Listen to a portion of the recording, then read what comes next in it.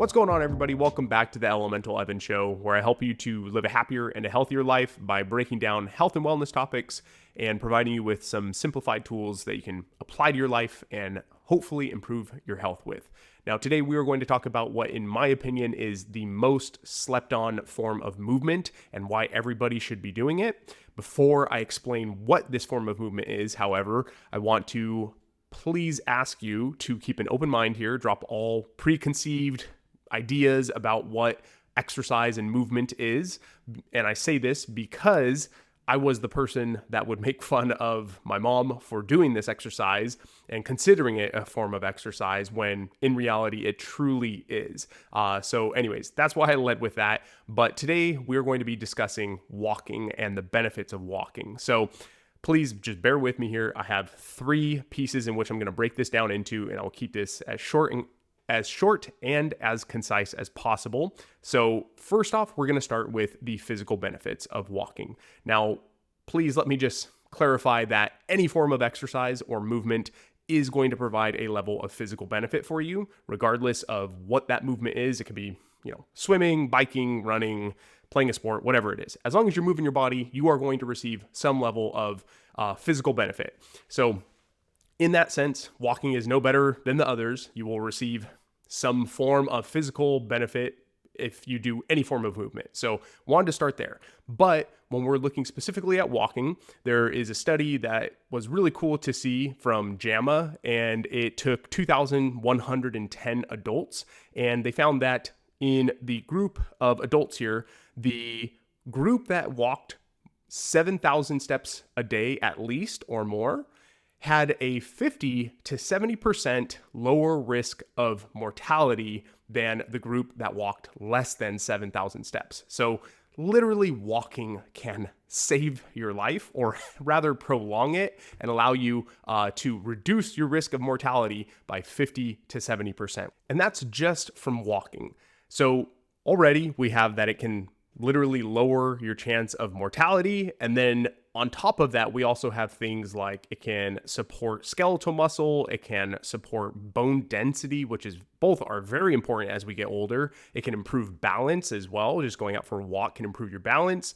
And that is also, once again, very important as we start to get into our later years, because one of the big reasons people visit the hospital as you get older is literally just from falling. So walking is a very simple and easy way to help improve your balance, improve your skeletal muscle, and also improve your bone density. It has also been shown to do things like lower your blood glucose levels. In fact, they found that even just going for a 5-minute walk can actually improve your blood glucose levels. So combining walking after a meal can also be very beneficial for your blood glucose levels, and essentially just kind of putting all of the food that, or not all of it, but at least putting some of the food that you're consuming straight to work and using it as energy.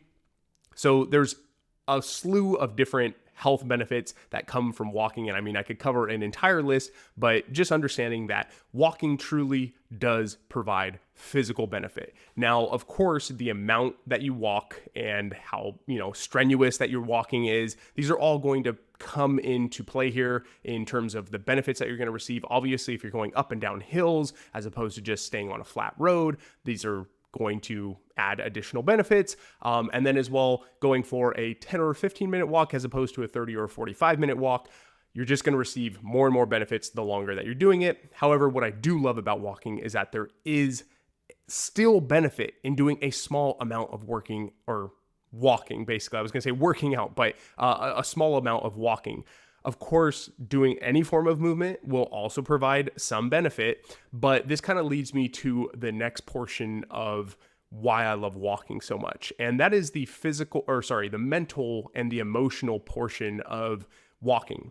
Now, once again, any form of movement is going to benefit you in terms of your mood and supporting like a better mood. It's also going to help support your emotional health and also to sharpen your mind, to get you into a better focus. So any form of movement is going to be beneficial for that, but walking can also do this, and it has an additional benefit, which is optic flow. So when we think of walking, or basically just being engaged in forward movement. Now, Andrew Huberman talks a lot about this, but when you have an object that's coming towards you and then is passing through your peripherals, right?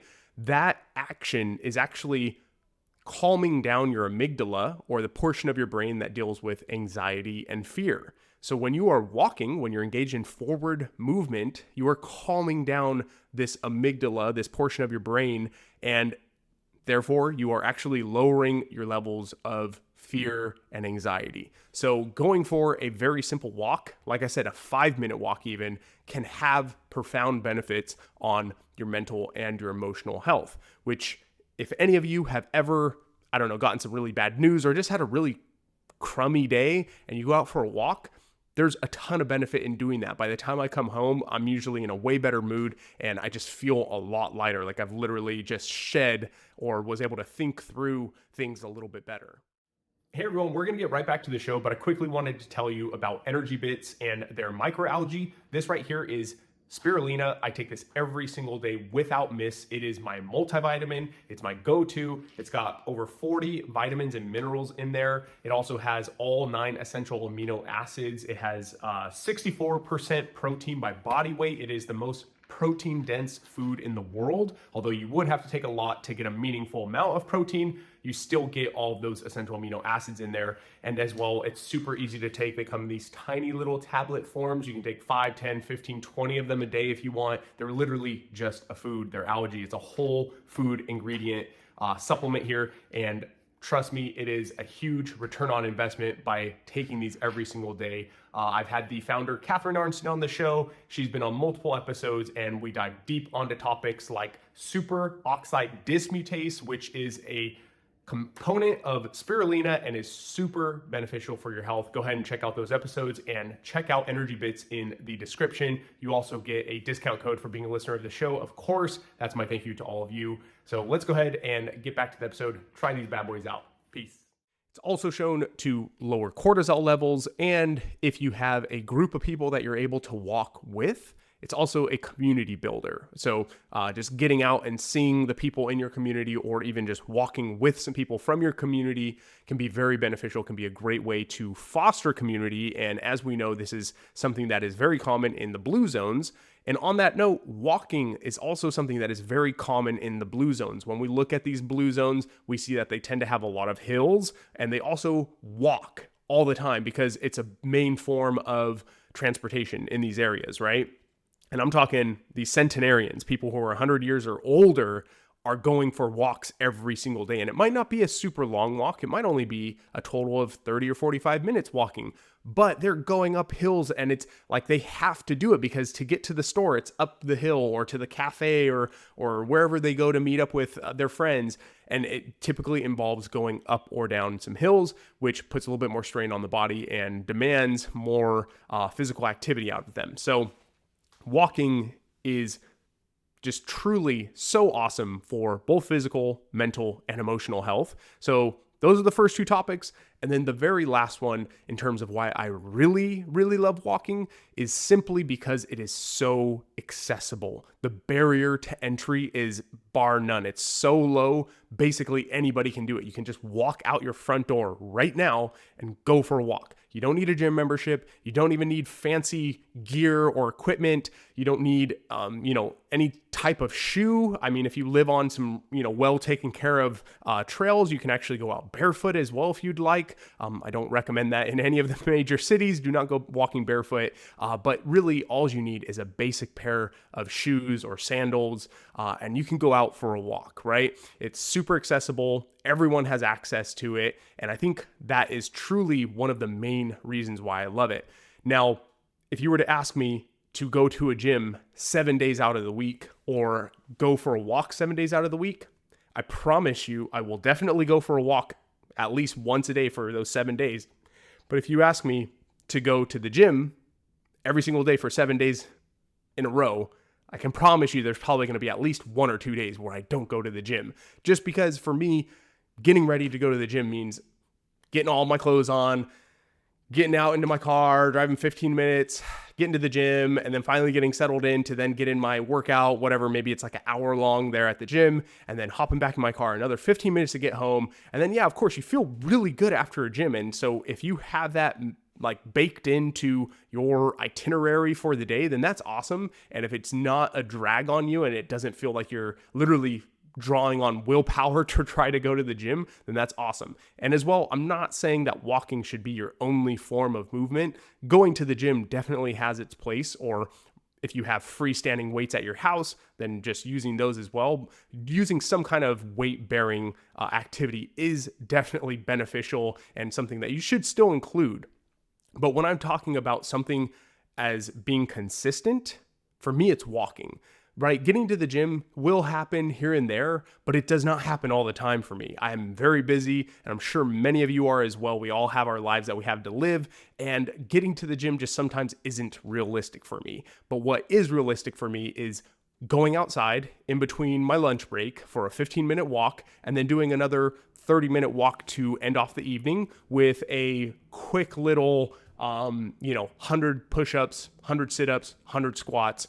That to me is something I can definitely manage any single day of the week. And, it can be done right here in the living room. It doesn't have to be anywhere special, or, the walk would be outside, obviously. But, and then that's the other part. Going out for a walk outside is so beneficial because you get the sunlight on your skin and in your eyes. You also get the fresh air outside. We've found that, the indoor air quality, even for people who use filters, which definitely help, but it's just not as good as outdoor air quality. So getting outside and getting the fresh air from outside is also very beneficial.